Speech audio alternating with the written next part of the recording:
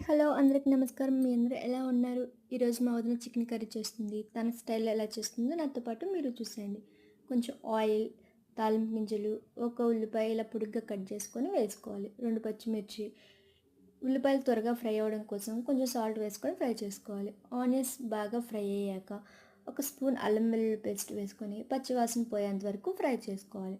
ఇలా అన్నీ ఫ్రై అయ్యాక దీంట్లో ముందుగా మ్యారినేట్ చేసి పెట్టుకున్న చికెన్‌ని వేసుకోవాలి.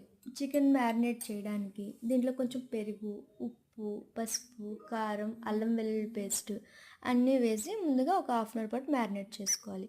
చికెన్ కొంచెం ఫ్రై అయ్యాక దీంట్లో ఒక టొమాటో ఇలా పొడుగ్గా కట్ చేసుకొని వేసుకొని ఒక 2 మినిట్స్ పాటు హై ఫ్లేమ్లో పెట్టుకొని ఇలా ఫ్రై చేసుకోవాలి. తర్వాత సిమ్లో పెట్టుకొని చికెన్ బాగా ఉడికించుకోవాలి. చికెన్లో నుంచి కొంచెం సేపటికి వాటర్ వచ్చి అవి పోయేంత వరకు ఇలానే సిమ్లో పెట్టుకొని ఉడికించుకోవాలి. మీరు కానీ మన ఛానల్ని ఫస్ట్ టైం చూస్తున్నట్టయితే please subscribe to our channel. ఇలాంటి మరిన్ని వీడియోల కోసం చూస్తూనే ఉండండి మన యూట్యూబ్ ఛానల్.